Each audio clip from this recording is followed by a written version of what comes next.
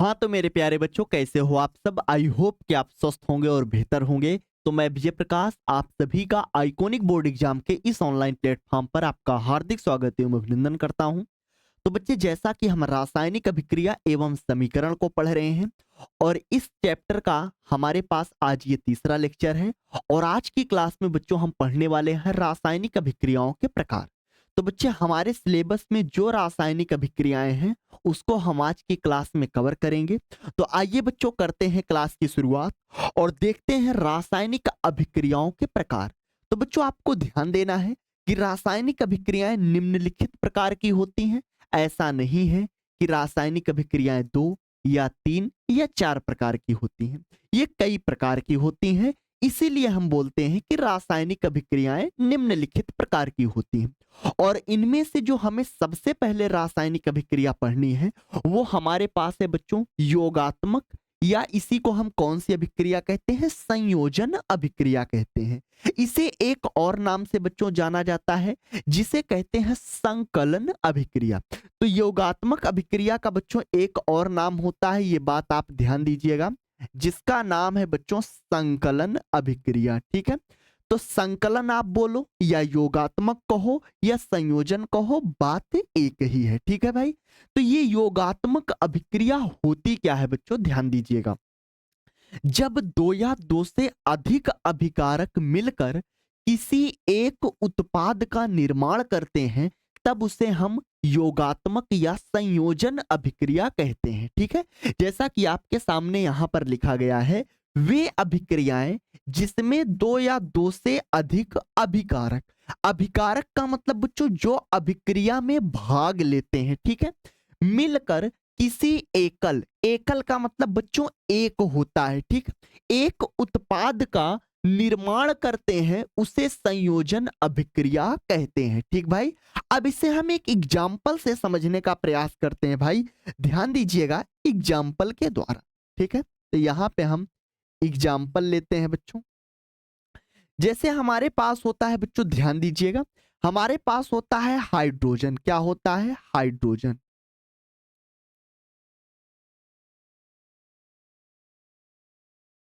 Hydrogen और oxygen मिलकर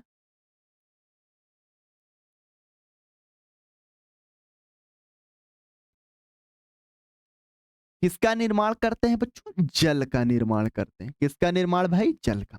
तो आप देख सकते हो कि हाइड्रोजन और ऑक्सीजन ये दोनों क्या है बच्चों? अभिकारक हैं।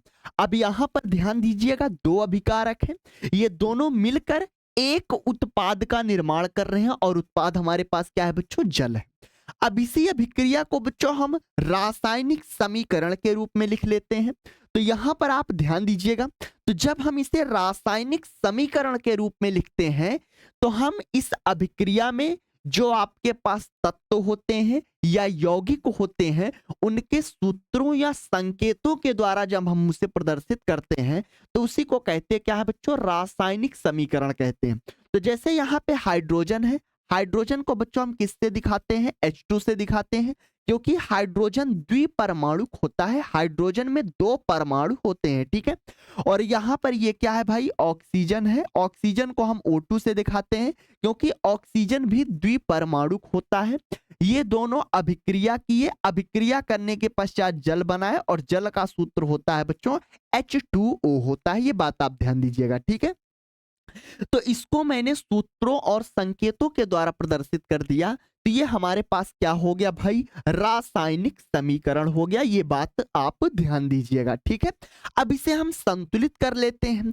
तो जब हम इसे क्या करेंगे बच्चों? संतुलित करेंगे, तो यहां पर आप ध्यान दीजिएगा, तो जब हम इसे क्या करेंगे? संतुलित करेंगे। तो संतुलित करना किसे कहते हैं बच्चों? अभिकारक और उत्पाद में जितने भी तत्व हैं उनके परमाणुओं की संख्या क्या होनी चाहिए भाई? बराबर होनी चाहिए। ठीक है, तो यहां पर आप ध्यान दीजिएगा, अभिकारक की अगर बात करें तो यहां पे कितने हाइड्रोजन दिख रहे हैं? आपका जवाब होगा 2 हाइड्रोजन दिख रहे हैं। और उत्पाद में अगर हाइड्रोजन की बात करें तो कितने हाइड्रोजन दिख रहे हैं? 2 हाइड्रोजन दिख रहे हैं, ठीक है। अगर ऑक्सीजन की बात करें तो अभिकारक में 2 ऑक्सीजन है, और उत्पाद की बात करें तो उत्पाद में कितने ऑक्सीजन है बच्चों? 1 ऑक्सीजन है। इसका मतलब ये अभिक्रिया संतुलित नहीं है। हम इसको करेंगे क्या बच्चों? संतुलित करेंगे। तो पहले हम इस अभिक्रिया को क्या करते हैं भाई? लिख लेते हैं। तो यहां पर आप ध्यान दीजिएगा बच्चों, यहां पर आपको ध्यान देना है। ये आपके पास हाइड्रोजन H2 है, और प्लस का ये हमारे पास O2 है। अभिक्रिया करके बनाया क्या हमारे पास? H2O बनाया, ठीक है। चलिए अब यहां पर आपको ध्यान देना है, 2 हाइड्रोजन, इधर भी 2 हाइड्रोजन, इधर 2 ऑक्सीजन, इधर 2 ऑक्सीजन नहीं है। अगर इधर हमें 2 ऑक्सीजन करना है तो आगे हम क्या करेंगे बच्चों? 2 से गुणा। तो जब आप 2 से गुणा कर दोगे तो ऑक्सीजन हमारा उत्पाद में कितना हो गया? 2 हो गया। पर हाइड्रोजन बच्चों ध्यान दीजिएगा, हाइड्रोजन हमारे पास 2 दूना कितना हो गया? 4 हो गया। अब अभिकारक में ध्यान दीजिए, अभिकारक में कितने हाइड्रोजन दिख रहे हैं? 2 हाइड्रोजन। तो अभिकारक में भी 4 हाइड्रोजन होना चाहिए। तो हम यहाँ पे क्या करेंगे बच्चों? 2 से गुणा कर देंगे। तो 2 दूना कितना हो गया बच्चों? 4 हाइड्रोजन। तो इधर भी 4 हाइड्रोजन, इधर भी 4 हाइड्रोजन, इधर भी 2 ऑक्सीजन। आगे आप देख सकते हो 2 से गुणा है पूरे में, तो इधर भी ऑक्सीजन कितना हो गया? 2। तो आप डायरेक्ट चाहो संतुलित कर लो, या चाहे हम जैसा कि पिछली क्लास में हम बॉक्स बनाकर हिट एंड ट्रायल विधि से क्या करे थे बच्चों? संतुलित किए थे। आप वैसे भी संतुलित कर सकते हो, ठीक है। हमने यहाँ पे डायरेक्ट इसको क्या कर दिया है? संतुलित कर दिया है, ठीक भाई। तो ये हमारे पास किसका एग्जाम्पल हो गया बच्चों? योगात्मक या संयोजन अभिक्रिया का क्या हो गया? एग्जाम्पल। एक बच्चों हम दूसरा एग्जाम्पल यहाँ पर लेते हैं, ध्यान दीजिएगा। दूसरे एग्जाम्पल की अगर हम बात करें तो आपको अच्छे से समझना है बच्चों। हमारे पास मैग्नीशियम होता है, क्या होता है भाई? मैग्नीशियम। ध्यान दीजिएगा बच्चों, मैग्नीशियम।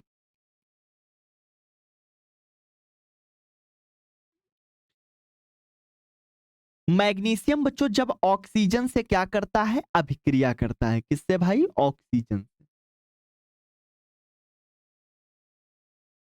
तो ऑक्सीजन से अभिक्रिया करने के पश्चात बनाता क्या है बच्चों? मैग्नीशियम ऑक्साइड बनाता है।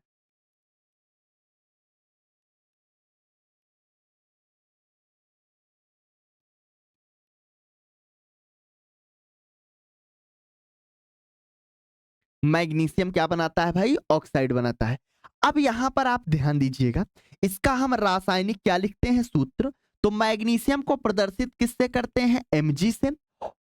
ऑक्सीजन को किससे प्रदर्शित करेंगे? O2 से। अभिक्रिया के पश्चात बन क्या रहा है बच्चों?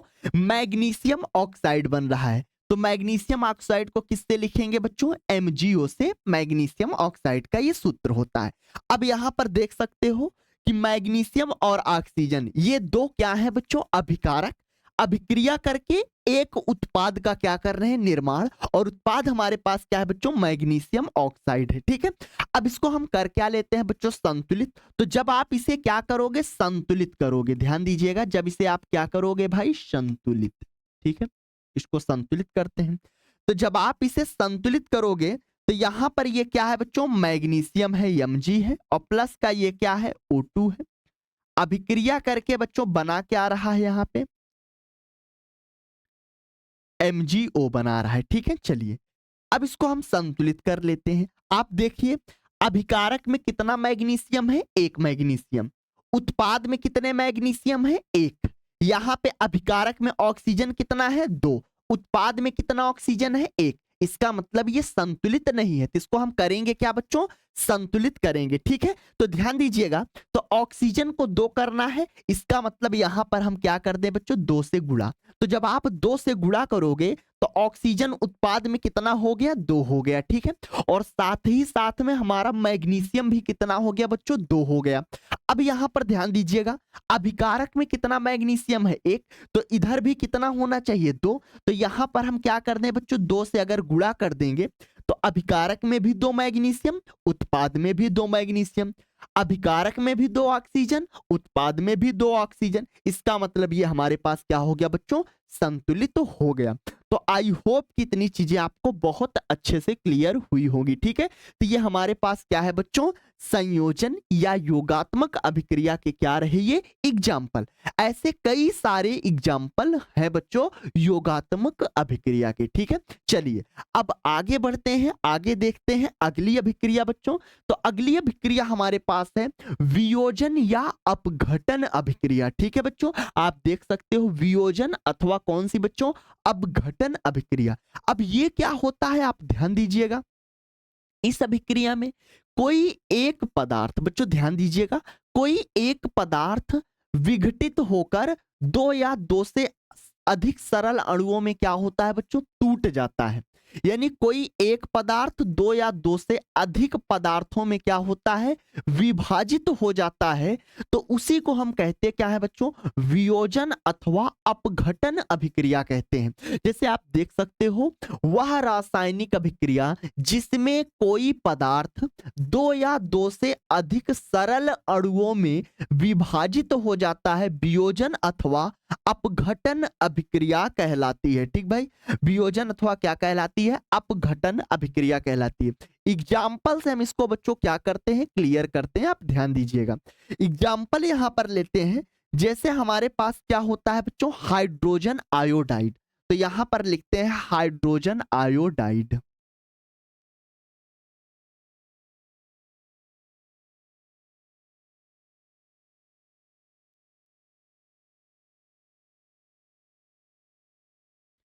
हाइड्रोजन आयोडाइड, हाइड्रोजन आयोडाइड बच्चों जब आपका विघटित होता है या वियोजित होता है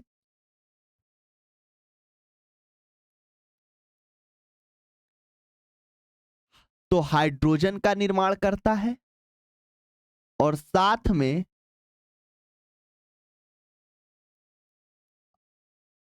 आयोडीन का निर्माण करता है। ठीक है, चलिए अब इसको हम रासायनिक समीकरण के रूप में लिख लेते हैं।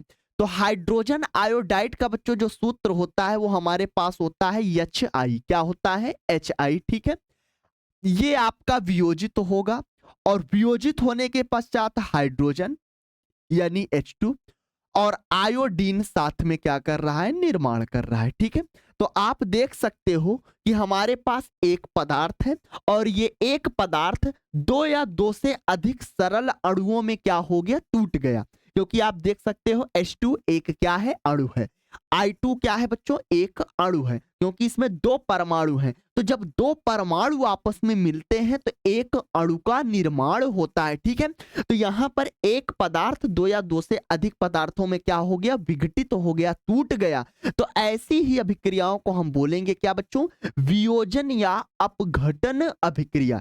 आप ऐसे भी बोल सकते हो कि कोई एक अभिकारक टूटकर दो या दो से अधिक उत्पादों का क्या करता है बच्चों, निर्माण करता है। तब हम उसे बोलेंगे क्या, वियोजन या अपघटन अभिक्रिया बोलेंगे। ठीक है, ये आपका अभिकारक हो गए और ये हमारे पास क्या हो गए बच्चों, उत्पाद हो गए। ठीक है, अब इसको हम करेंगे क्या भाई, इसको हम करेंगे संतुलित। क्या करेंगे बच्चों, संतुलित। तो जब आप इसे संतुलित करोगे भाई, इसे क्या करोगे, संतुलित।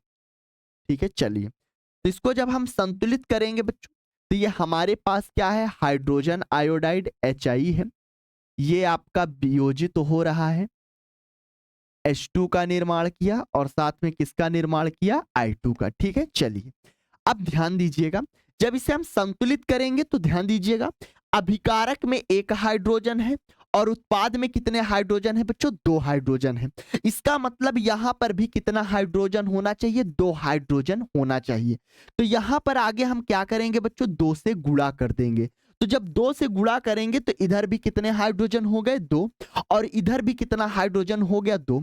अब यहां पे ध्यान दीजिएगा, जब दो से गुणा कर दिए तो यहां पे आयोडीन भी कितना हो गया, दो हो गया, और उत्पाद में आयोडीन कितना है बच्चों, दो। यानी ये हमारे पास अब पूरी तरह से क्या हो गया, संतुलित हो चुका है। ठीक है, और आपको ध्यान देना है किसी रासायनिक अभिक्रिया को हम संतुलित क्यों करते हैं, क्योंकि संतुलित करने से हमें पता चल जाता है कि वह रासायनिक अभिक्रिया सही है अथवा क्या है बच्चों, गलत है।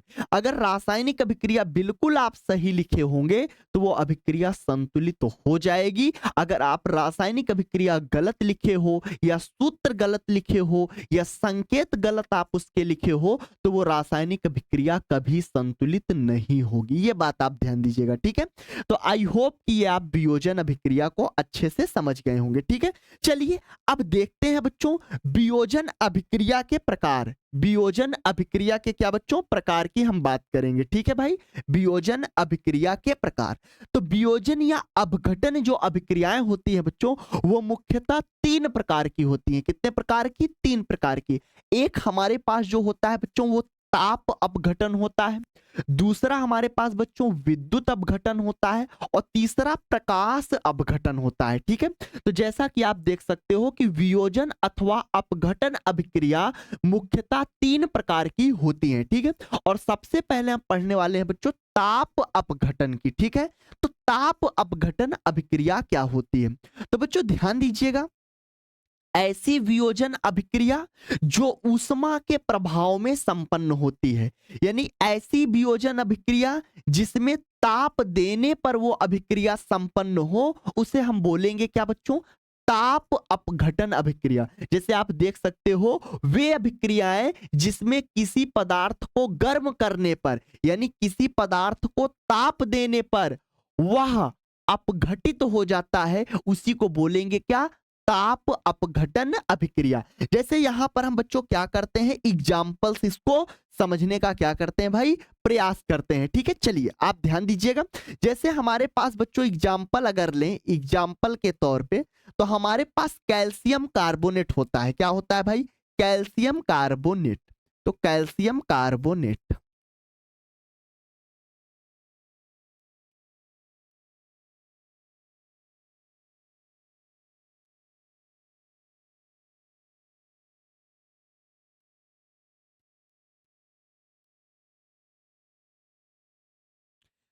तो कैल्शियम कार्बोनेट को बच्चों जब गर्म किया जाता है, क्या किया जाता है, गर्म। और जब किसी पदार्थ को आप गर्म करोगे तो गर्म करने का मतलब आप उसे ताप दे रहे हो और ताप देने का मतलब आप उसमें क्या कर रहे हो, ऊष्मा दे रहे हो, ठीक है।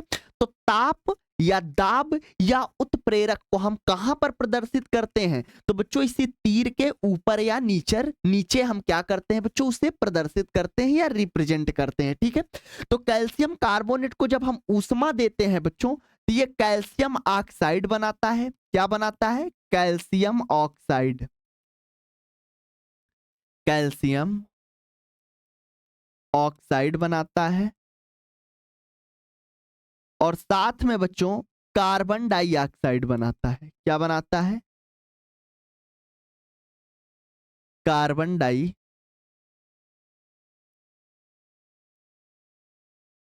ऑक्साइड बनाता है, ठीक है। चलिए तो यहां पे जो इसकी ऊष्मा है बच्चों, ऊष्मा को हम कहां दिखाएंगे, इसी तीर के ऊपर। तो जब आप इसे ताप दोगे तो ताप देने का मतलब आप उसे क्या कर रहे हो बच्चों, ऊष्मा आप दे रहे हो, ठीक है। अब इसका हम रासायनिक समीकरण लिख लेते हैं।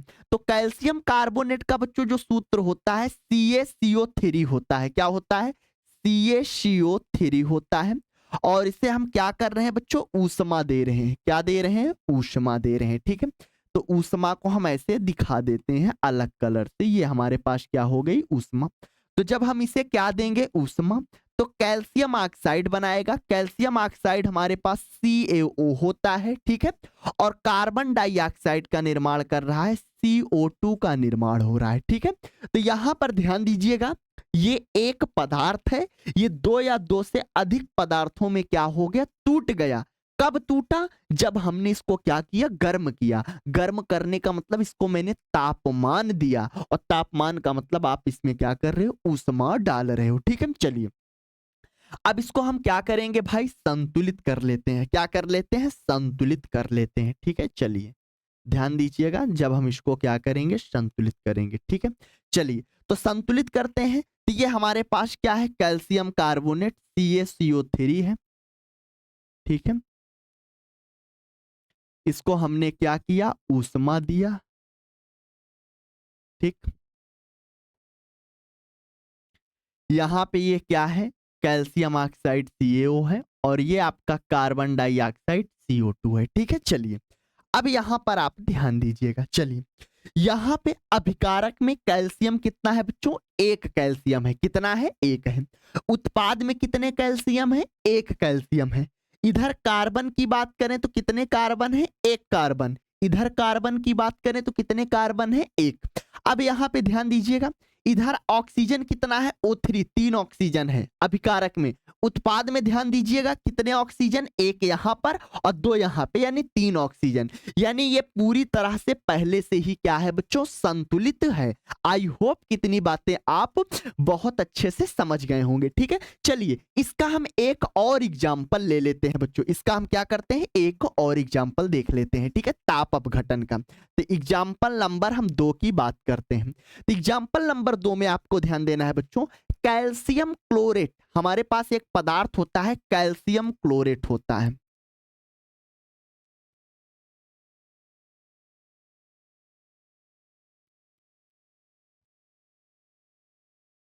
Calcium chlorate. तो जब कैल्शियम क्लोरेट को क्या करते हैं बच्चों, ऊष्मा देते हैं। क्या देते हैं भाई, ऊष्मा। ऊष्मा का मतलब ताप दे रहे हो। तो जब कैल्शियम क्लोरेट को ऊष्मा दिया जाता है तो बच्चों आपको ध्यान देना है, ये कैल्शियम क्लोराइड का निर्माण करता है और साथ में ऑक्सीजन का क्या करता है भाई, निर्माण करता है। ठीक है, तो यहां पर आप ध्यान दीजिएगा, ये किसका निर्माण करेगा बच्चों, कैल्शियम क्लोराइड का निर्माण करेगा।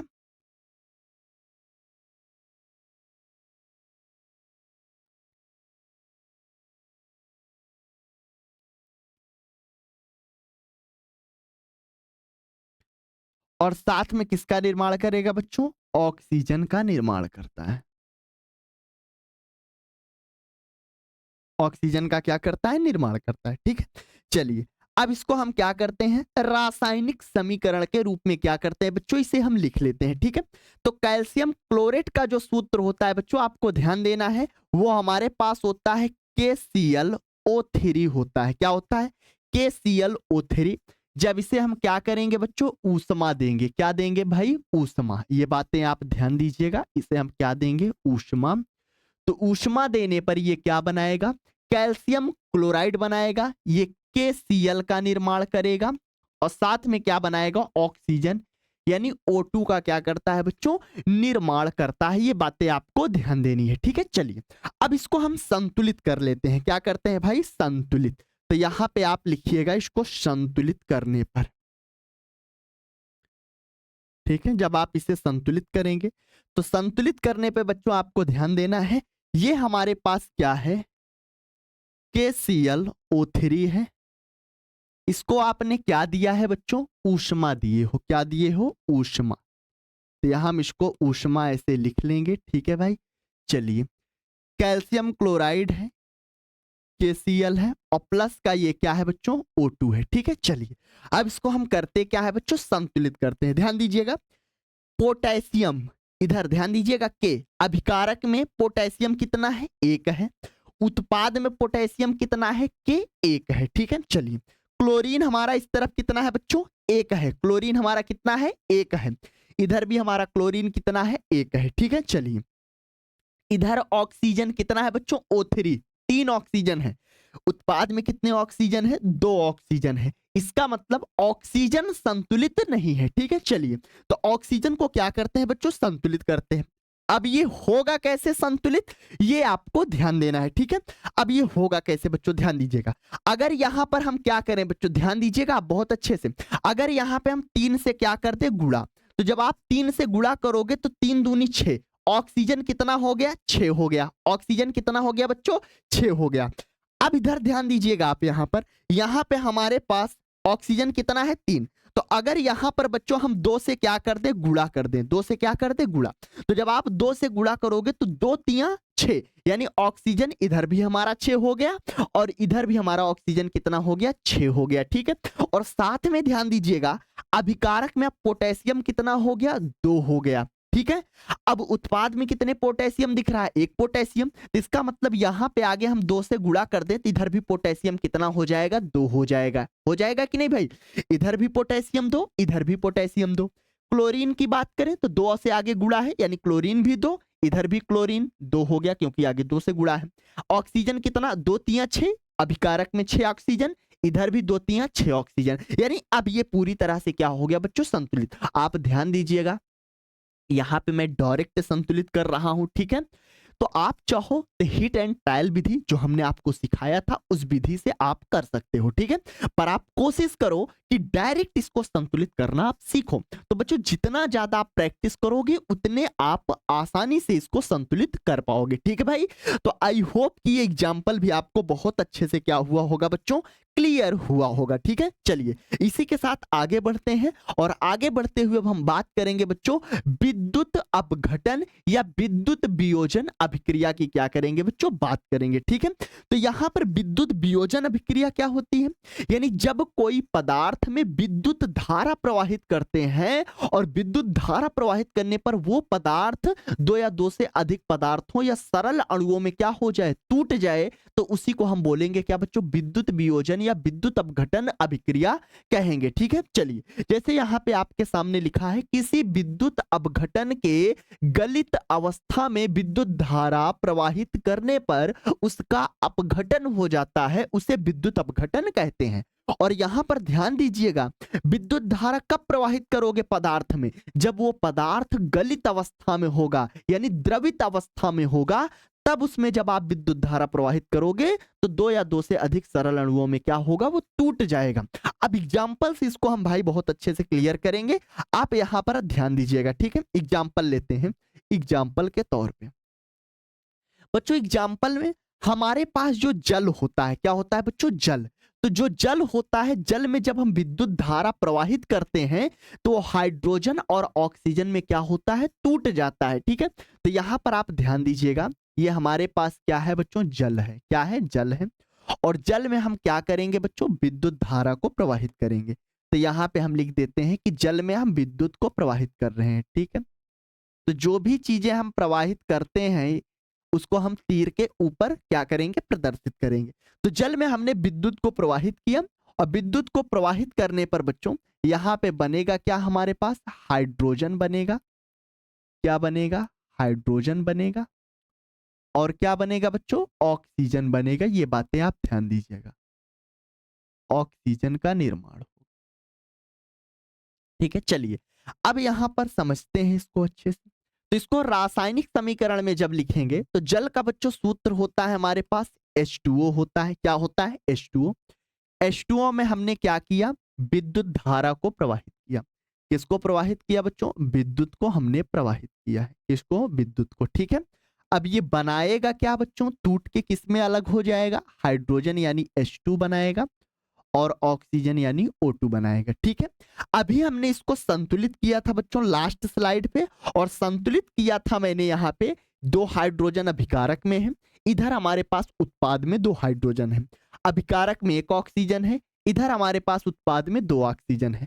तो यहाँ पे हमने आगे क्या कर दिया, 2 से गुणा। तो जब 2 से गुणा किए तो यहाँ पे ऑक्सीजन 2 हो गया, पर 2 दूना 4, हाइड्रोजन कितना हो गया, 4। इधर कितना हाइड्रोजन है, 2, तो यहाँ पे भी हम आगे 2 से गुणा कर देंगे, तो 2 दूना कितना हो गया, हाइड्रोजन 4। तो आप देख सकते हो अभिकारक में 4 हाइड्रोजन, उत्पाद में भी 4 हाइड्रोजन, अभिकारक में 2 ऑक्सीजन, उत्पाद में भी 2 ऑक्सीजन, यानी ये पूरी तरह से क्या है बच्चों, संतुलित है। यानी ये अभिक्रिया हमारे पास कैसा है भैया, विद्युत अपघटन या विद्युत वियोजन अभिक्रिया है, ठीक है। और इसका बच्चों हम एक एग्जांपल ले लेते हैं, जैसे हमारे पास होता है भाई, ध्यान दीजिएगा, यहाँ पे दूसरा एग्जांपल लेते हैं, एग्जांपल नंबर 2। हमारे पास क्या होता है बच्चों, नमक होता है, क्या होता है, नमक, ठीक है। तो हमारे पास क्या है बच्चों, नमक है। नमक का मतलब बच्चों सोडियम क्लोराइड नमक है, ठीक है, नमक। और ये नमक का क्या है बच्चों, जलीय विलयन है, यानी सोडियम क्लोराइड है, ठीक है, ये चीज ध्यान दीजिएगा।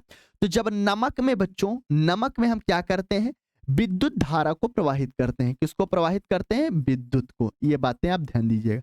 तो जब नमक में आप विद्युत को प्रवाहित करोगे तो ये वियोजित तो होकर बनाएगा क्या, निर्माण क्या करेगा बच्चों, ये बनाएगा सोडियम और क्लोरीन का निर्माण करेगा। तो यहाँ पे ये आपका बनेगा क्या, ध्यान दीजिएगा भाई, यहां पर ये बनेगा हमारे पास सोडियम बनेगा, सोडियम बनेगा, और क्या बनेगा बच्चों, क्लोरीन बनेगा, क्लोरीन बनेगी। ठीक है, चलिए अब यहां पर आप ध्यान दीजिएगा। ठीक है, ये नमक है, इसको रासायनिक सूत्र में लिखते हैं। तो नमक का रासायनिक सूत्र होगा NaCl होगा। ये आपके पास सोडियम है यानी Na बनाएगा, और साथ में क्या बना रहा है, क्लोरीन यानी Cl2 बनाएगा। ठीक है भाई, चलिए तो यहां पे आपने क्या प्रवाहित किया, विद्युत को प्रवाहित किया। किसको भाई, विद्युत को। तो ध्यान दीजिएगा, तो सोडियम क्लोराइड में जब विद्युत धारा प्रवाहित किए तो सोडियम और क्लोरीन में क्या हो गया, वो टूट गया, विघटित तो हो गया। ठीक है, तो ये भी हमारे पास क्या है बच्चों, विद्युत वियोजन अभिक्रिया है। ठीक है, अब इसको हम संतुलित कर लेते हैं बड़े आराम से, ध्यान दीजिएगा। तो इधर अभिकारक में सोडियम 1 है, उत्पाद में 1 सोडियम है, इधर क्लोरीन कितना है 1, इधर क्लोरीन कितना है बच्चों 2। तो यहां पर हम आगे क्या करेंगे, 2 से गुणा कर देंगे। तो क्लोरीन कितना हो गया हमारे पास बच्चों, अभिकारक में 2 हो गया, उत्पाद में क्लोरीन कितना हो गया 2। अब इधर देखते हैं, अभिकारक में सोडियम कितना है, Na 2 है। ठीक है, उत्पाद में कितना बच्चों, सोडियम है 1 है। तो 2 करने के लिए हम आगे क्या करेंगे बच्चों, 2 से गुणा कर देंगे। ठीक है, तो ये हमारे पास क्या हो गया, संतुलित हो चुका है। ठीक भाई, तो आई होप कि ये आपको अभिक्रिया बहुत अच्छे से समझ में आई होगी।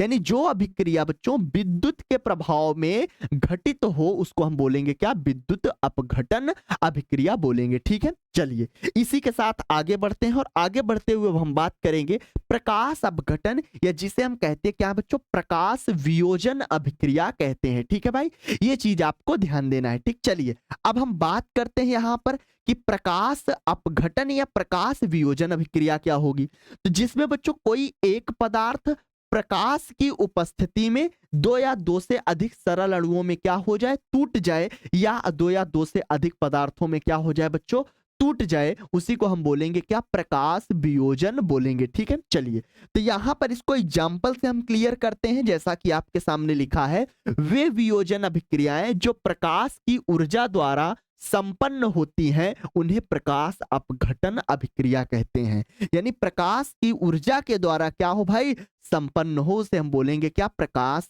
अपघटन अभिक्रिया बोलेंगे। एग्जाम्पल लेते हैं भाई, ध्यान दीजिएगा, एग्जाम्पल से क्लियर करते हैं। जैसे हमारे पास बच्चों क्या होता है, ध्यान दीजिएगा, सिल्वर क्लोराइड होता है। क्या होता है, सिल्वर क्लोराइड। यहां पे इसको हम लिखते हैं बच्चों सिल्वर क्लोराइड, सिल्वर क्लोराइड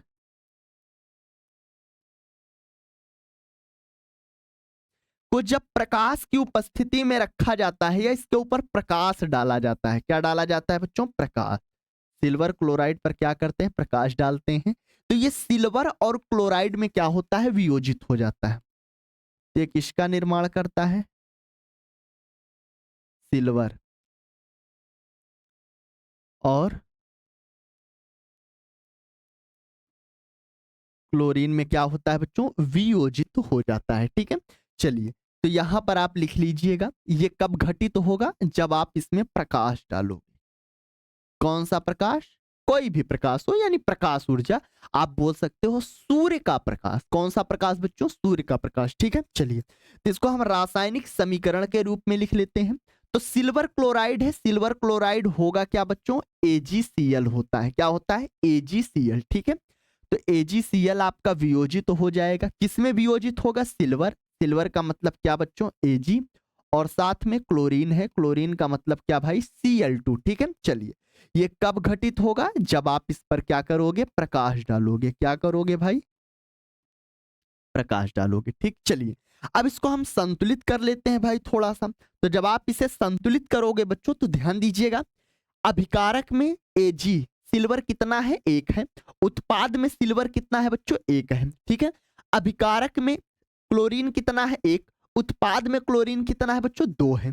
तो 2 करने के लिए अभिकारक में आगे हम क्या करेंगे बच्चों, 2 से गुणा कर देंगे। तो जब आप 2 से गुणा करोगे तो क्लोरीन कितना हो गया, अभिकारक में 2, उत्पाद में भी कितना हो गया, 2।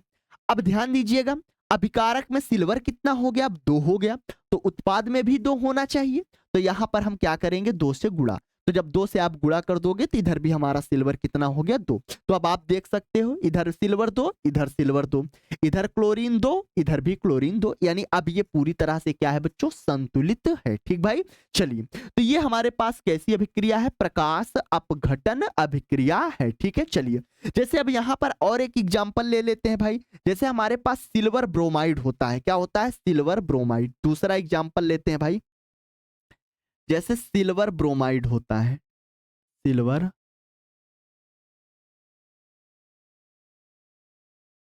ब्रोमाइड।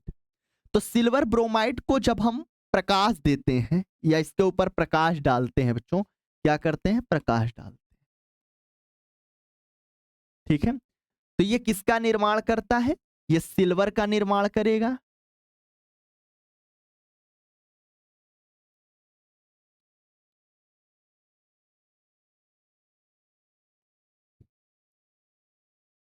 और साथ में ब्रोमीन का निर्माण करेगा। ठीक है, चलिए तो इसका हम रासायनिक समीकरण लिख लेते हैं।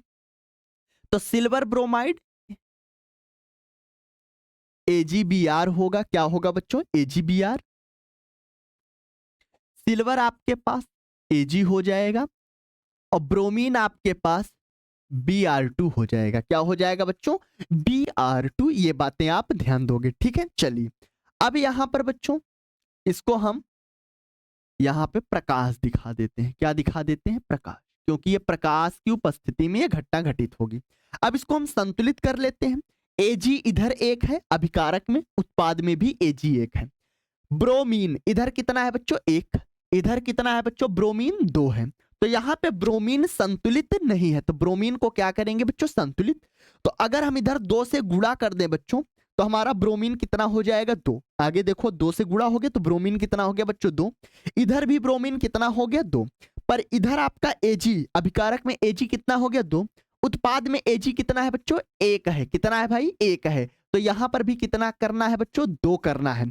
तो 2 करने के लिए हम आगे क्या करेंगे भाई, 2 से गुणा कर देंगे।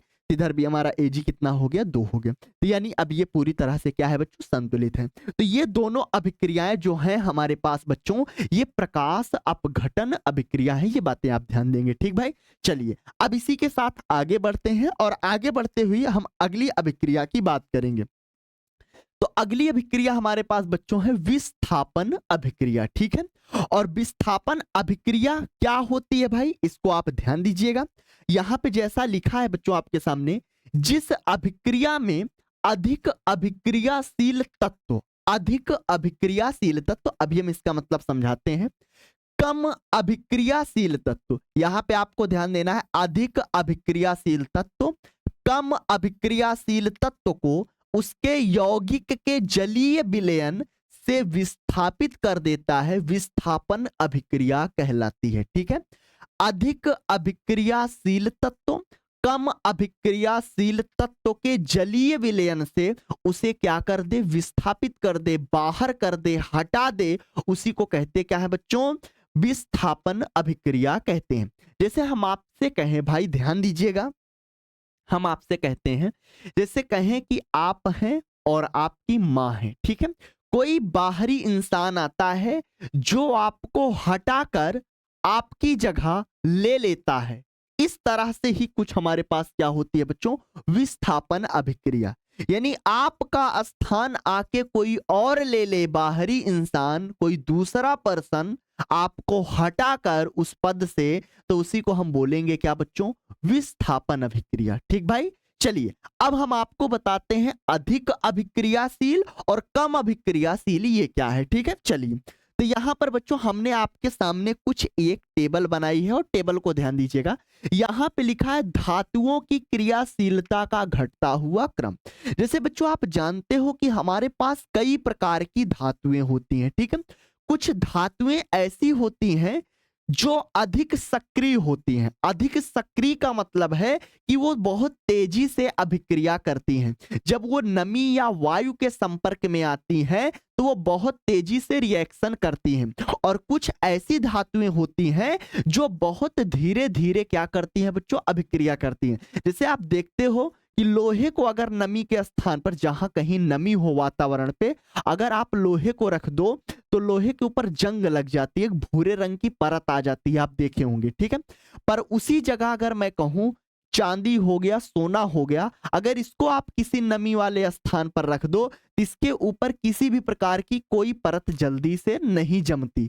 इसका मतलब ये है कि लोहा भी एक धातु है और सोना चांदी भी एक धातु है, पर लोहा बहुत अधिक अभिक्रियाशील है क्योंकि वो तेजी से क्या किया, नमी से रिएक्शन कर लिया, अभिक्रिया कर लिया। पर जब आप वहीं सोने को रखे तो सोना नमी से अभिक्रिया नहीं किया, इसका मतलब सोना कम अभिक्रियाशील है, ठीक है। तो वही यहां पर लिखा है बच्चों, धातुओं की क्रियाशीलता का घटता हुआ क्रम, यानी जो अधिक सक्रिय धातुएं हैं, जो अधिक तेजी से अभिक्रिया करती हैं, उनको हमने ऊपर दिखाया है, और ये नीचे की तरफ जैसे आप बढ़ते जाओगे उनकी क्रियाशीलता का घटता हुआ क्या है बच्चों, क्रम है, ठीक है। जैसे आप देख सकते हो कि हमारे सामने यहाँ पे क्या लिखा हुआ है, सबसे ऊपर पोटेशियम। तो पोटेशियम बच्चों एक ऐसी धातु होती है जो बहुत अधिक अभिक्रियाशील होती है। ये जैसे ही खुले वातावरण के संपर्क में आती है, बहुत तेजी से क्या करती है, अभिक्रिया करती है। दूसरे नंबर पे क्या होता है बच्चों, सोडियम होता है। सोडियम बहुत अधिक अभिक्रियाशील होता है, परंतु ये पोटेशियम से क्या होता है बच्चों, कम होता है। मैं अगर सोडियम की बात करूं बच्चों, तो सोडियम इतना ज्यादा क्रियाशील होता है कि सोडियम को कैरोसिन, कैरोसिन का नाम सुने होंगे जिसे मिट्टी का तेल कहते हैं, तो मिट्टी के तेल में सोडियम को डुबो के रखते हैं, क्योंकि जब इसे मिट्टी के तेल से आप बाहर निकालोगे सोडियम को, तो ये तुरंत ऑक्सीजन यानी नमी से अभिक्रिया करके तुरंत जलने लगता है अपने आप ही। हो सकता है मैं किसी दिन आपको सोडियम का प्रैक्टिकल करके इसी क्लास में दिखाऊंगा भाई, तब आप यकीन मानोगे, ठीक है। तो सोडियम बहुत अभिक्रियाशील होता है, ये स्वतंत्र वातावरण में नहीं रह सकता, खुले वातावरण में, इसीलिए इसको मिट्टी के तेल में हमेशा डुबो के रखते हैं। सोडियम रबड़ के जैसा बिल्कुल मुलायम होता है, जैसे आप चिलगम कभी खाए होंगे उसी तरह आपका सोडियम बिल्कुल उसी तरह मुलायम होता है, ठीक है। उसके बाद बच्चों कैल्शियम होता है, फिर मैग्नीशियम, एल्युमिनियम, जिंक, लोहा। आप देख सकते हो कि लोहा इन सब से कितना बच्चों नीचे है, ठीक है। लोहा कभी आपका रिएक्शन करके जलता नहीं, पर ये भी रिएक्शन करता है नमी से बहुत तेजी से, ठीक है। लोहे के बाद हाइड्रोजन है। आप कहोगे कि हाइड्रोजन यहां पर क्यों आ गया बच्चों, तो आप ध्यान दीजिएगा, हाइड्रोजन दो प्रकृति होती है। हाइड्रोजन में दो प्रकृति पाई जाती है, एक धातु की प्रकृति और एक अधातु की प्रकृति पाई जाती है। हम ये चीज आपको आगे बताएंगे कि हाइड्रोजन क्यों धातु है और क्यों अधातु है। इसे दोनों श्रेणियों में रखा जाता है हाइड्रोजन गैस को, ठीक है। चलिए, तो इसके बाद बच्चों आपका कापर आता है, कापर के बाद चांदी, चांदी के बाद क्या होता है, सोना। यानी सोना आप देख सकते हो इस टेबल में सबसे नीचे है, यानी सोना हमारे पास बच्चों सबसे कम अभिक्रियाशील धातु है, और सबसे ज्यादा अभिक्रियाशील हमारे पास क्या है बच्चों, पोटेशियम है। तो यहां पर आपको ध्यान देना है कि पोटेशियम हमारे पास सबसे अधिक अभिक्रियाशील होती है, सबसे अधिक अभिक्रियाशील है, सबसे अधिक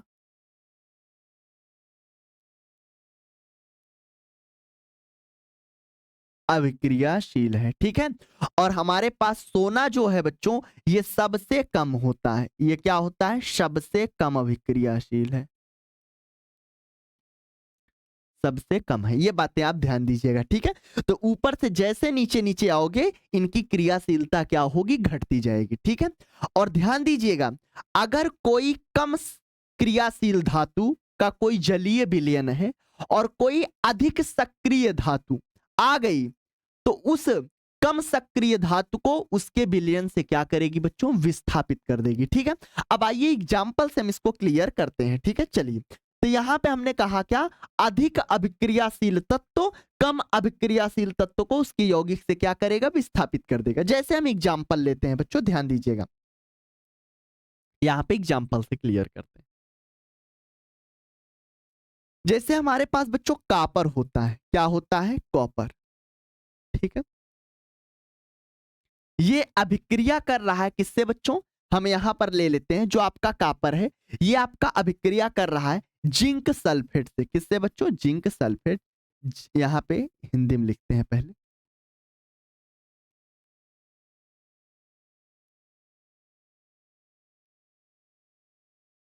जिंक सल्फेट, ठीक है। चलिए अब यहाँ पर आ जाइए बच्चों, यहाँ पर ध्यान दीजिएगा।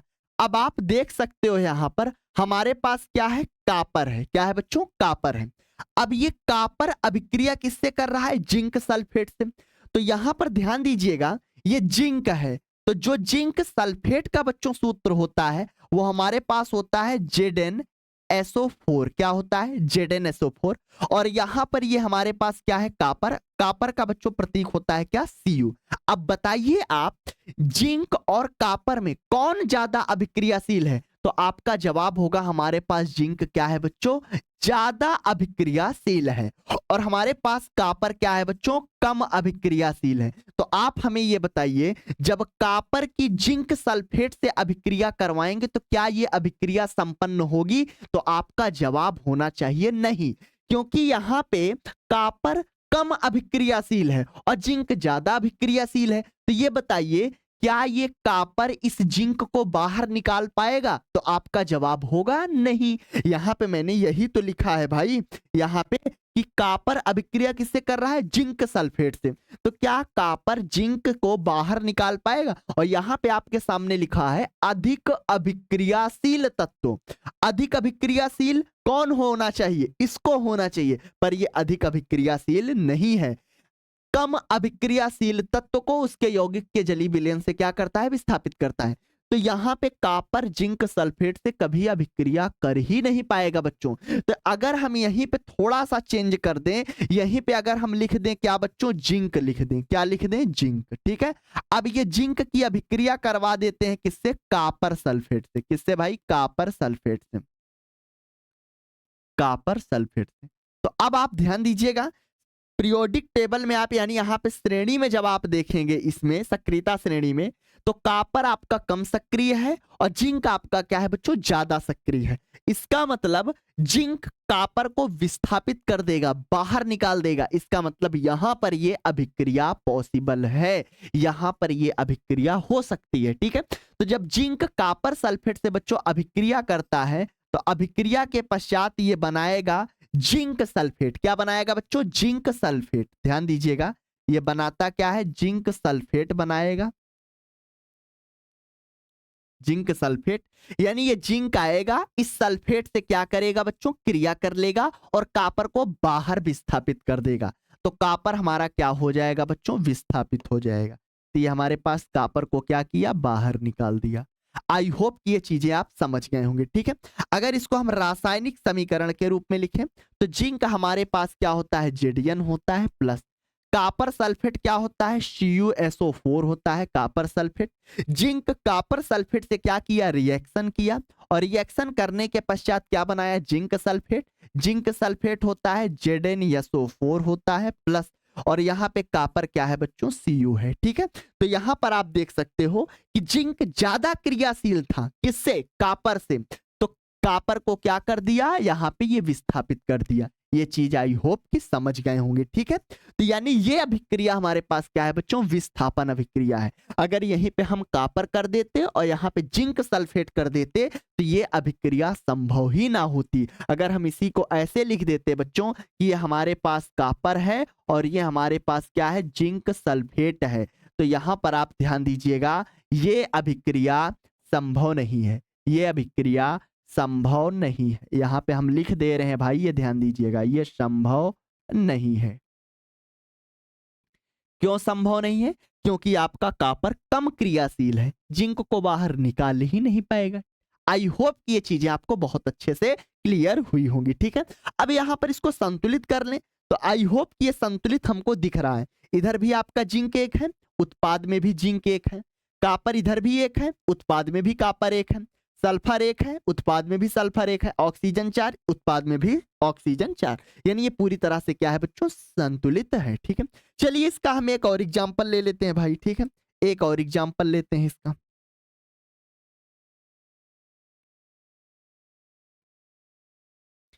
चलिए अब अगर यहीं पे हम बात करें बच्चों, आपको ध्यान देना है अच्छे से। जैसे यहीं पे हम लिख दें बच्चों, हमारे पास है, यहां पे हम पोटेशियम ले लेते हैं। क्या ले लेते हैं बच्चों, पोटेशियम।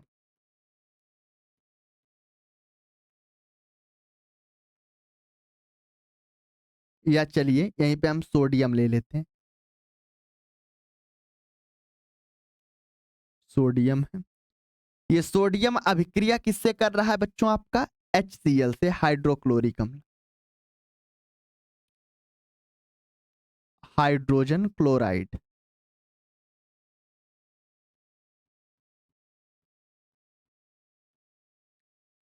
हाइड्रोजन क्लोराइड से अभिक्रिया कर रहा है। अब बताइए क्या ये अभिक्रिया संभव होगी? तो बच्चों सोडियम जो होता है वो हाइड्रोजन से क्या है? ज्यादा क्रियाशील है। आप देख सकते हो कि हाइड्रोजन से ये सोडियम क्या है बच्चों? ज्यादा क्रियाशील है। इसका मतलब ये सोडियम इस हाइड्रोजन को क्या करेगा बच्चों? विस्थापित कर देगा।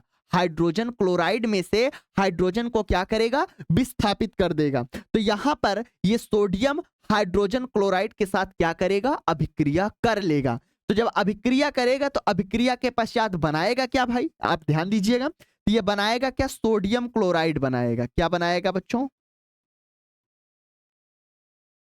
सोडियम क्लोराइड बनाएगा। और साथ में किसका निर्माण होगा बच्चों? ध्यान दीजिएगा, हाइड्रोजन गैस का निर्माण होगा। साथ में किसका निर्माण होगा? हाइड्रोजन का निर्माण। ठीक है, चलिए इस अभिक्रिया का रासायनिक समीकरण लिख लेते हैं भाई। तो ये हमारे पास क्या है बच्चों? सोडियम है, Na है। किससे अभिक्रिया कर रहा है? हाइड्रोजन क्लोराइड, HCl से। अभिक्रिया के पश्चात बना क्या रहा है? सोडियम क्लोराइड, NaCl बना रहा है। और साथ में क्या बना रहा है? हाइड्रोजन यानी H2 का निर्माण कर रहा है। ठीक है, ये चीज आप ध्यान दीजिएगा। तो यहां पे सोडियम HCl से क्या किया? अभिक्रिया किया। अभिक्रिया के बाद NaCl और क्या बनाया बच्चों? H2 गैस का निर्माण किया। और यहां पे थोड़ा सा आप ध्यान दीजिएगा, H2 गैस बन रही है, हाइड्रोजन क्या बन रही है? गैस। तो हाइड्रोजन अगर गैस बन रही है बच्चों, इसका मतलब गैस ऊपर की तरफ उड़ जाएगी। और हमने आपको लास्ट क्लास में बताया था कि जब गैस बनती है तो गैस को हम ऐसे तीर का चिन्ह दिखा देते हैं। ठीक है, ये चीज आपको ध्यान देना है। कोई भी अभिक्रिया में अगर गैस का निर्माण हो रहा है तो गैस हमेशा ऊपर की तरफ क्या होगी बच्चों? उड़ेगी। तो हम उसको एक तीर के चिन्ह के द्वारा दिखा देते हैं। तो ये हमारे पास अभिक्रिया कैसी है बच्चों? एक विस्थापन अभिक्रिया है। यानी सोडियम इस हाइड्रोजन को क्या किया? विस्थापित किया। और खुद सोडियम क्लोरीन से क्या किया? अभिक्रिया करके NaCl बना लिया। हाइड्रोजन आपका बाहर निकल गया। ठीक है, इसको हम संतुलित कर लेते हैं बच्चों। चलिए, तो सोडियम हमारा इधर एक है अभिकारक में, उत्पाद में भी सोडियम एक है। चलिए, अभिकारक में एक हाइड्रोजन है, उत्पाद में दो हाइड्रोजन है। कितने बच्चों? दो हाइड्रोजन है। तो यहां पे हम दो हाइड्रोजन कर देंगे, यानी दो से यहां पे क्या करेंगे? गुणा। तो जब दो से गुणा करोगे तो इधर भी हमारा हाइड्रोजन कितना हो गया? दो। इधर भी हमारा हाइड्रोजन कितना हो गया? दो हो गया। ठीक है, चलिए क्लोरीन भी हमारा इस तरफ कितना हो गया बच्चों? दो हो गया। और इधर हमारा क्लोरीन उत्पाद में कितना है? एक। तो यहाँ पे दो करने के लिए हम आगे क्या कर देंगे? दो से गुणा। तो जब दो से गुणा करोगे तो क्लोरीन हमारा इधर भी कितना हो गया? दो। इधर भी हमारा क्लोरीन कितना हो गया? दो। हाइड्रोजन इधर भी कितना? दो। इधर भी हमारा हाइड्रोजन दो। अब ध्यान दीजिएगा, इधर हमारा सोडियम कितना हो गया? दो। आप देख सकते हो उत्पाद में दो से आगे गुणा है सोडियम वाले में, तो सोडियम कितना हो गया? दो। तो यहाँ अभिकारक में सोडियम में क्या करेंगे? दो से गुणा, तो हमारा सोडियम भी कितना हो गया? दो। तो आप देख सकते हो ये पूरी तरह से क्या हो गया बच्चों? संतुलित हो गया। ठीक भाई, तो ये हमारे पास ये भी विस्थापन अभिक्रिया का क्या रहा है? एक एग्जाम्पल रहा। ठीक है, तो कुल मिलाकर आपको इतना ध्यान देना है कि अधिक अभिक्रियाशील धातु कम अभिक्रियाशील धातु के विलयन में से उस कम अभिक्रियाशील धातु को क्या करेगा? विस्थापित कर देगा और खुद अपना उससे अभिक्रिया कर लेगा। इसी को हम बोलते क्या है बच्चों? विस्थापन अभिक्रिया कहते हैं। ठीक है, आई होप कि ये चीजें आपको बहुत अच्छे से क्लियर हुई होंगी। चलिए आगे बढ़ते हैं। आगे बढ़ते हुए हम बात करेंगे बच्चों यहां पर विस्थापन। यहां पर थोड़ा सा ध्यान दीजिएगा, थोड़ा सा मिसप्रिंट है बच्चों। यहां पर हमारे पास क्या होगा? द्विविस्थापन। क्या होगा? द्विविस्थापन। तो द्विविस्थापन या उभय अपघटन अभिक्रिया के बारे में बात करेंगे कि द्विविस्थापन या उभय अपघटन अभिक्रिया क्या होती है। तो बच्चों ध्यान दीजिएगा, ऐसी रासायनिक अभिक्रिया जिसमें आयनों का आदान प्रदान हो, जिसमें आयनों का क्या हो बच्चों? आदान प्रदान हो, उसे हम बोलेंगे क्या? द्विविस्थापन अभिक्रिया कहेंगे। कि आप यहां पर देख सकते हो जिन अभिक्रिया में यौगिकों के आयनों अथवा अन्य घटकों की अदला बदली होती है, उभय अपघटन अभिक्रिया कहलाती है। ठीक है, जैसे हम इसको आपके सामने एग्जाम्पल से क्लियर करते हैं तब बहुत ज्यादा बेटर आपको समझ में आएगा। जैसे हमारे पास बच्चों सिल्वर नाइट्रेट होता है, क्या होता है? सिल्वर नाइट्रेट जब आपका सोडियम क्लोराइड से क्या करता है? अभिक्रिया करता है। यहां पे ध्यान दीजिएगा, एग्जाम्पल से इस चीज को हम क्लियर करते हैं, आपको ध्यान देना है यहां पर। सिल्वर नाइट्रेट,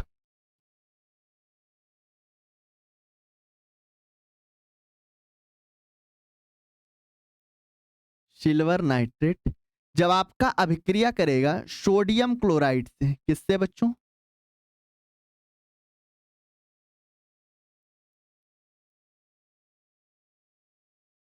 सोडियम क्लोराइड से। तो अभिक्रिया के पश्चात बच्चों ध्यान दीजिएगा, अभिक्रिया के पश्चात आपका बनाएगा क्या? सिल्वर क्लोराइड बनाएगा। क्या बनाएगा? सिल्वर क्लोराइड बनाता है। और यहां पे ध्यान दीजिएगा, साथ में आपका बनाएगा सोडियम नाइट्रेट का निर्माण करेगा।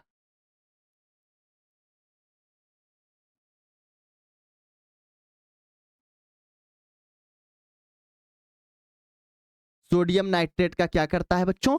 निर्माण करता है। ये बात आप ध्यान दीजिएगा। ठीक है, चलिए सिल्वर नाइट्रेट की बात करते हैं। अब इसका हम रासायनिक समीकरण लिख लेते हैं। तो सिल्वर नाइट्रेट बच्चों हमारे पास होगा AgNO3। क्या होगा भाई? ध्यान दीजिएगा, AgNO3। ये बातें आपको ध्यान देनी है। ठीक है, चलिए सोडियम क्लोराइड है बच्चों, सोडियम क्लोराइड हमारे पास क्या होता है? NaCl होता है। क्या होता है? NaCl। इधर बनेगा क्या बच्चों? सिल्वर क्लोराइड बनेगा। सिल्वर क्लोराइड हमारे पास क्या होता है? AgCl होता है। क्या होता है? AgCl। और साथ में सोडियम नाइट्रेट बन रहा है, NaNO3 बनेगा। क्या बनेगा? NaNO3। अब यहां पर आपको ध्यान देना है बच्चों। क्या ध्यान देना है? बहुत इंपॉर्टेंट बात बच्चों, जो सोडियम होता है, यहाँ पे जो सिल्वर है, सिल्वर धातु है और धातु पे हमेशा पॉजिटिव आयन होता है। कौन सा आयन बच्चों? पॉजिटिव। और NO3 नाइट्रेट पे हमारे पास क्या होता है बच्चों? निगेटिव होता है। क्या होता है? निगेटिव। सोडियम के ऊपर क्या होता है बच्चों? पॉजिटिव होता है। और क्लोरीन के ऊपर क्या होता है? निगेटिव होता है। तो हमेशा प्लस माइनस में क्या होता है बच्चों? आकर्षण होता है। तो यहां पे हमने क्या कहा? जब आयनों की अदला बदली हो या आयनों का आदान प्रदान हो जिस अभिक्रिया में, उसे हम बोलेंगे क्या बच्चों? या उभय अपघटन, या उसी को क्या बोलेंगे? द्विविस्थापन अभिक्रिया बोलेंगे। तो ध्यान दीजिएगा, इसका पॉजिटिव बच्चों इसके निगेटिव के पास जाएगा और इसका पॉजिटिव इसके निगेटिव के पास जाएगा। ठीक है, तो जब आपका सिल्वर इस क्लोरीन से अभिक्रिया करेगा तो सिल्वर क्लोराइड बनाएगा, और यहां का ये सोडियम इस नाइट्रेट से अभिक्रिया करेगा तो सोडियम नाइट्रेट का क्या करेगा? निर्माण करेगा। तो आप देख सकते हो कि ये पॉजिटिव निगेटिव के पास गया, यहाँ का ये पॉजिटिव निगेटिव के पास गया। तो आयनों की क्या हो रही है बच्चों? अदला बदली हो रही है। तो ऐसी अभिक्रिया को हम बोलेंगे क्या बच्चों? द्विविस्थापन अभिक्रिया कहेंगे। ठीक भाई, चलिए अब इसको हम थोड़ा सा संतुलित कर लेते हैं। ठीक है, तो ध्यान दीजिएगा, इधर आपका सिल्वर कितना है? 1 है अभिकारक में। उत्पाद में भी सिल्वर 1 है। ठीक है, अभिकारक में नाइट्रोजन 1 है। यहां पर ध्यान दीजिएगा, इधर भी आपका नाइट्रोजन 1 है। ऑक्सीजन कितना है बच्चों? 3 है। इधर भी हमारा ऑक्सीजन कितना है? 3 है। सोडियम 1 है, इधर भी हमारा सोडियम 1 है। क्लोरीन 1 है, इधर भी हमारा क्लोरीन क्या है बच्चों? 1 है। यानी कहने का मतलब ये पूरी तरह से क्या है बच्चों? संतुलित है। ये बातें आप ध्यान दीजिएगा। और आप देख लीजिए यहाँ पे आयनों का क्या हो रहा है? आदान प्रदान हो रहा है। ठीक है, एक और एग्जांपल लेकर क्लियर करते हैं बच्चों। जैसे हमारे पास होता है बेरियम क्लोराइड। क्या होता है बच्चों? Barium chloride. और बेरियम क्लोराइड जब आपका अभिक्रिया करता है सोडियम सल्फेट से, किससे बच्चों? सोडियम सल्फेट से। ध्यान दीजिएगा, तो यहां पर हम इसका एग्जांपल लेते हैं बच्चों, बेरियम क्लोराइड। कौन सा एग्जांपल? Barium chloride.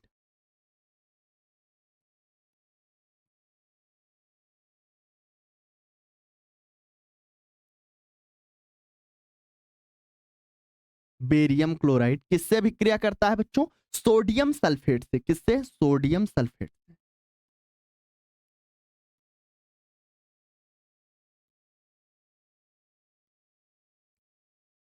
तो जब सोडियम सल्फेट से अभिक्रिया करता है तो यहां पे ध्यान दीजिएगा, ये सोडियम क्लोराइड बनाएगा। क्या बनाएगा बच्चों? सोडियम क्लोराइड बनाता है।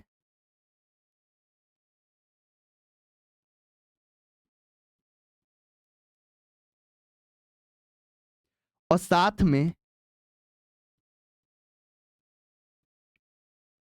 बेरियम सल्फेट बनाता है। क्या बनाता है भाई? बेरियम सल्फेट का निर्माण करता है। चलिए अब इसको हम समीकरण के रूप में लिखते हैं भाई, ध्यान दीजिएगा। बेरियम क्लोराइड BaCl2, ध्यान दीजिएगा बच्चों, बेरियम क्लोराइड का जो सूत्र होता है BaCl2 होता है, और ये अभिक्रिया किया किससे? सोडियम सल्फेट से, Na2SO4। बच्चों ध्यान दीजिएगा, सोडियम सल्फेट क्या होता है? Na2SO4। अभिक्रिया के पश्चात बना क्या रहा है? सोडियम क्लोराइड यानी NaCl का निर्माण करेगा, और साथ में बेरियम सल्फेट, बेरियम सल्फेट का मतलब BaSO4 का निर्माण करेगा। किसका बच्चों? BaSO4 का निर्माण करेगा। ये बातें आप ध्यान दीजिएगा, ठीक है। चलिए तो यहां पर बच्चों ध्यान दीजिएगा, तो यहां पर थोड़ा सा समझने की कोशिश कीजिए। बेरियम पर आपके पास पॉजिटिव चार्ज होता है, क्लोरीन के हमारे पास निगेटिव होता है। सोडियम पर पॉजिटिव होता है, सल्फेट पर हमारे पास निगेटिव होता है। बच्चों ये आगे की क्लास में हम आपको बताएंगे कि किस पर पॉजिटिव और किस पर निगेटिव होता है, ठीक है। चलिए पॉजिटिव आयन और निगेटिव आयन ध्यान दीजिएगा। अब ये पॉजिटिव इस निगेटिव के पास जाएगा और ये वाला पॉजिटिव इस निगेटिव के पास जाएगा। आयनों का क्या होगा? आदान प्रदान होगा। तो ये बेरियम इस सल्फेट से अभिक्रिया करके बनाया क्या? बेरियम सल्फेट, BaSO4 का निर्माण किया। ये आपका सोडियम क्लोरीन से अभिक्रिया करके NaCl, सोडियम क्लोराइड का क्या किया बच्चों? निर्माण किया, ठीक है। और ये हमारे पास कैसी अभिक्रिया हो गई बच्चों? द्विविस्थापन या उभय अपघटन अभिक्रिया, क्योंकि आयनों का क्या हो रहा है? आदान प्रदान हो रहा है। संतुलित कर लेते हैं भाई। बेरियम आपका एक है इधर पर, इधर भी हमारा बेरियम एक है। क्लोरीन हमारा 2 है, इधर हमारे पास क्लोरीन कितना है बच्चों? 1 है। तो इधर 2 करने के लिए हम आगे क्या करेंगे? 2 से गुणा कर देंगे। इधर भी हमारा क्लोरीन कितना हो गया? 2 हो गया, ठीक है। चलिए इधर हमारा सोडियम कितना है? 2 है। इधर भी हमारा सोडियम कितना है बच्चों? 2 है। इधर हमारा सल्फर, ध्यान दीजिएगा, सल्फर हमारा कितना है? 1 है। इधर भी हमारे पास सल्फर 1 है। ऑक्सीजन 4 है। इधर भी हमारे पास ऑक्सीजन क्या है बच्चों? 4 है, ठीक है। तो आई होप कि ये चीजें आपको बहुत अच्छे से क्लियर हुई होंगी, ठीक है भाई, कि ये सारी चीजें आपको बहुत अच्छे से क्लियर होंगी, ठीक। ये हमारे पास द्विविस्थापन या उभय अपघटन अभिक्रिया रही। चलिए आगे बढ़ते हैं, और आगे बढ़ते हुए हम बात करेंगे उष्माशोषी अभिक्रिया कि उष्माशोषी अभिक्रिया क्या होती है भाई, ठीक है। तो ध्यान दीजिएगा बच्चों, उष्माशोषी अभिक्रिया यानी जिस अभिक्रिया को संपन्न कराने के लिए उष्मा की आवश्यकता हो। किसकी आवश्यकता हो बच्चों? उष्मा की आवश्यकता हो, उसे हम बोलेंगे क्या बच्चों? उष्माशोषी अभिक्रिया कहते हैं। ये बातें आप ध्यान दीजिएगा, ठीक है। यानी जिस अभिक्रिया को संपन्न कराने के लिए उष्मा की आवश्यकता हो, उसे हम बोलेंगे क्या? उष्माशोषी अभिक्रिया। यानी जिस अभिक्रिया को संपन्न कराने के लिए उष्मा की आवश्यकता पड़ती है, उसे क्या बोलते हैं? उष्माशोषी अभिक्रिया कहते हैं। जैसे एग्जाम्पल लेते हैं बच्चों, ध्यान दीजिएगा, एग्जाम्पल से क्लियर करते हैं। हमारे पास यहां पर नाइट्रोजन होता है। क्या होता है बच्चों? नाइट्रोजन का आप नाम सुने होंगे, नाइट्रोजन। नीचे लिख लेते हैं बच्चों,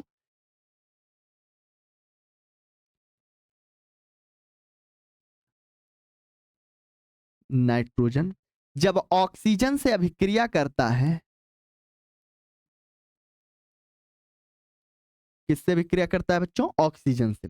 तो नाइट्रोजन जब ऑक्सीजन से अभिक्रिया करता है, तो अभिक्रिया कराने के लिए, अभिक्रिया को संपन्न कराने के लिए बच्चों ऊष्मा की जरूरत पड़ती है। किसकी जरूरत पड़ती है? ऊष्मा की। तो यहां पे हम क्या करेंगे बच्चों? ऊष्मा को जोड़ देंगे। क्या करेंगे? ऊष्मा को जोड़ देंगे, क्योंकि हमें ऊष्मा की भी क्या करनी पड़ रही है बच्चों? जरूरत पड़ रही है, ठीक है। अब ये अभिक्रिया करेगा, क्या करेगा? अभिक्रिया करेगा, और अभिक्रिया के पश्चात बनाएगा क्या बच्चों? अभिक्रिया के पश्चात नाइट्रोजन ऑक्साइड का निर्माण करता है। किसका बच्चों? नाइट्रोजन ऑक्साइड का। तो यहां पे ध्यान दीजिएगा,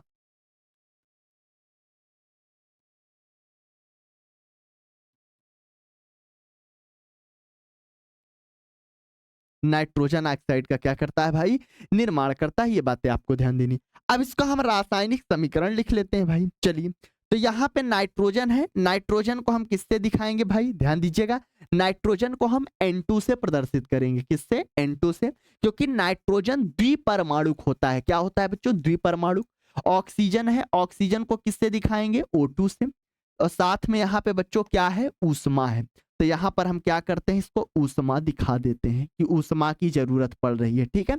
और ये अभिक्रिया के पश्चात बनाएगा क्या? नाइट्रोजन ऑक्साइड, NO का निर्माण करता है, ठीक है। किसका निर्माण करेगा भाई? NO का, ये बात ध्यान दीजिएगा। चलिए अब इसको हम संतुलित कर लेते हैं। तो यहाँ पे नाइट्रोजन 2, इधर नाइट्रोजन 1 है, इधर ऑक्सीजन 2, इधर ऑक्सीजन 2 है। यहाँ पे अगर उत्पाद में 2 से गुणा कर देंगे तो नाइट्रोजन इधर भी 2, ऑक्सीजन भी 2, इधर ऑक्सीजन 2, नाइट्रोजन 2, यानी ये पूरी तरह से क्या हो गया? संतुलित। और यहाँ पर आपको ध्यान देने वाली बात यह है कि इस अभिक्रिया को संपन्न कराने के लिए हमें किसकी जरूरत पड़ रही है बच्चों? ऊष्मा की जरूरत पड़ रही है, यानी ऊष्मा अवशोषित हो रही है। इसीलिए हम इसको बोलेंगे क्या बच्चों? ऊष्मा शोषी अभिक्रिया बोलेंगे। और चाहो तो आप इस ऊष्मा को यहाँ पर भी दिखा सकते हो, ठीक है, क्योंकि ऊष्मा की जरूरत पड़ रही है। ऐसी अभिक्रिया को बोलेंगे क्या? ऊष्मा शोषी अभिक्रिया कहते हैं, ठीक है। चलिए एक एग्जाम्पल और ले लेते हैं भाई यहाँ पर थोड़ा सा। चलिए, फास्फोरस पेंटाक्लोराइड,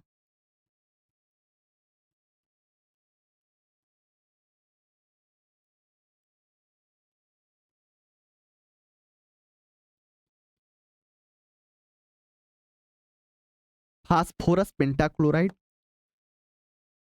को अगर हमें तोड़ना होता है, क्या होता है बच्चों? तोड़ना होता है तो हमें क्या करना पड़ता है? ऊष्मा देनी पड़ती है। इसको क्या देनी पड़ती है बच्चों? ऊष्मा। तो जब हम इसको ऊष्मा देते हैं तो ये फास्फोरस ट्राइक्लोराइड, फास्फोरस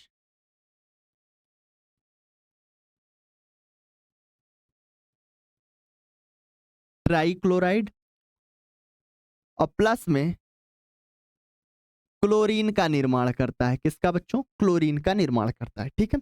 अब इसका रासायनिक समीकरण लिखें तो फास्फोरस पेंटाक्लोराइड PCl5 होता है। और साथ में क्या कर रहे हैं इसको बच्चों? ऊष्मा दे रहे हैं, यानी ऊष्मा अवशोषित हो रही है, तब जाकर ये अभिक्रिया संपन्न हो रही है। क्या बनाएगा? फास्फोरस ट्राइक्लोराइड यानी PCl3 और साथ में क्लोरीन यानी Cl2 का क्या करता है? निर्माण करता है। तो फास्फोरस पेंटाक्लोराइड को जब हमने ऊष्मा दिया, क्या दिया बच्चों? ऊष्मा। तो यानी आप देख सकते हो ऊष्मा यहाँ पे क्या हो रही है? अवशोषित। इस ऊष्मा को आप इस तीर के ऊपर भी दिखा सकते हो। बात को यहाँ पे ध्यान देना बच्चों। इस ऊष्मा को आप तीर के ऊपर भी दिखा सकते हो, कंफ्यूज आपको नहीं होना। मैंने यहाँ पे तीर के बाएं तरफ इसलिए लिख दिया क्योंकि ऊष्मा यहाँ पे आपको दिखाई पड़ेगी पूरी तरह से क्या हो रही है बच्चों? अवशोषित तो हो रही है, ठीक है। तो यहाँ पे जब ऊष्मा दिए तो ये फास्फोरस ट्राइक्लोराइड PCl3 और साथ में किसका निर्माण करता है? क्लोरीन गैस का निर्माण करता है। क्लोरीन गैस बन रही है, आप इसको तीर का चिन्ह दिखा सकते हो कि क्लोरीन गैस बनने के बाद क्या होगी बच्चों? ये उड़ जाएगी, ठीक है। आपको इतनी चीजों को ध्यान देना है, ठीक है। चलिए, तो ये हमारे पास कैसी अभिक्रिया रही बच्चों? ऊष्मा शोषी अभिक्रिया रही, ठीक है। चलिए आगे बढ़ते हैं और आगे बढ़ते हुए हम बात करेंगे ऊष्मा क्षेपी अभिक्रिया। तो ऊष्मा क्षेपी बच्चों अभिक्रिया क्या होती है? जिस अभिक्रिया में अभिक्रिया संपन्न होने के दौरान ऊष्मा उत्सर्जित हो, यानी अभिक्रिया होने के पश्चात क्या उत्सर्जित हो बच्चों? ऊष्मा उत्सर्जित हो, उसको हम बोलेंगे क्या? ऊष्मा क्षेपी अभिक्रिया कहते हैं, ठीक है। चलिए, तो यहां पे देख सकते हो जिस अभिक्रिया में ऊष्मा निर्मुक्त हो, ऊष्मा निकले, ऊष्मा अवशोषित ना हो, उसे हम क्या कहेंगे? ऊष्मा क्षेपी अभिक्रिया कहेंगे। अब इसको हम एग्जाम्पल से भाई क्या करते हैं? क्लियर कर लेते हैं, ठीक है। चलिए एग्जाम्पल लेते हैं बच्चों यहां पर इसका। एग्जाम्पल ध्यान दीजिएगा। तो एग्जाम्पल जब हम लेंगे यहां पर इसका, तो हमारे पास जो कार्बन होता है, क्या होता है बच्चों? कार्बन। कार्बन में अगर हम बात करें, यहां पर थोड़ा सा आप ध्यान दीजिएगा, अगर हम कार्बन में बात करें तो हमारे पास कार्बन के कई सारे रूप होते हैं। तो कार्बन में हम अगर बात करें बच्चों, ग्रेफाइट, जो आप कभी पेंसिल देखे हो, पेंसिल की जो नोक होती है वो किसकी होती है बच्चों? ग्रेफाइट की होती है। तो यहाँ पे हम कार्बन में बात कर रहे हैं, किसकी बात कर रहे हैं? ग्रेफाइट की बात कर रहे हैं। किसकी भाई? ग्रेफाइट, ठीक है। तो जब कार्बन का ग्रेफाइट भाई ध्यान दीजिएगा, वो अभिक्रिया करता है किससे बच्चों? ऑक्सीजन से। किससे? ऑक्सीजन से।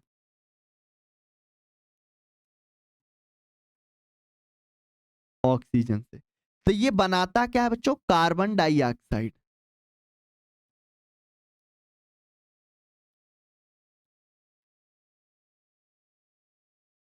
क्या बनाता है? Carbon dioxide.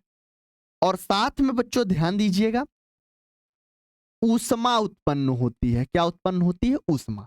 तो आप देख सकते हो कि यहां पर ऊष्मा बाहर निकल रही है और इसके पहले ऊष्मा शोषी में ऊष्मा अभिकारक में अवशोषित हो रही थी। यहां पर उत्पाद में से ऊष्मा बाहर यहां पे क्या हो रही है बच्चों? निकल रही है। तो कार्बन के कई सारे रूप होते हैं। तो कार्बन के कौन सा मैंने अपर रूप लिया है? यहाँ पे ग्रेफाइट को लिया है। किसको बच्चों? ग्रेफाइट को। तो यहाँ पे दिखाएंगे इसको, किससे प्रदर्शित करेंगे? सी से ही प्रदर्शित करेंगे। तो कार्बन को सी से।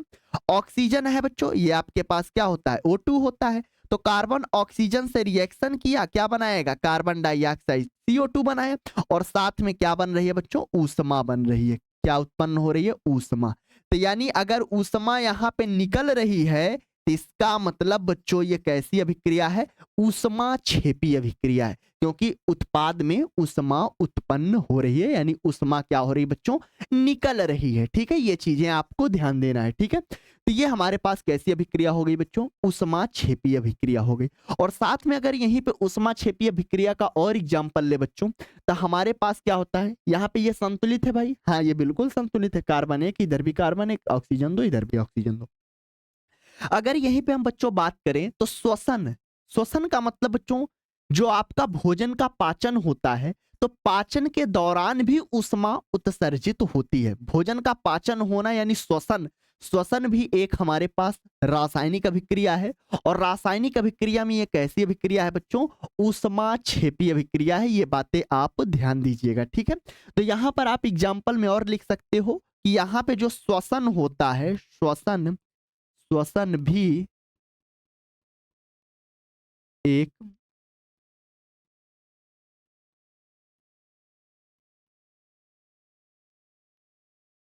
ऊष्माक्षेपी क्या है बच्चों? अभिक्रिया है। क्या है? अभिक्रिया है। ठीक है भाई, तो ये बातें आपको सिर्फ इतना ध्यान देना है कि जहां पर ऊष्मा अवशोषित होगी, ऊष्मा शोषी, जहां पे ऊष्मा उत्सर्जित होगी उसको हम बोलेंगे क्या बच्चों? ऊष्मा क्षेपी अभिक्रिया कहते हैं। ये बातें आप ध्यान दीजिएगा। ठीक है, तो आई होप कि इतनी चीजें आपको बहुत अच्छे से क्लियर हुई होंगी।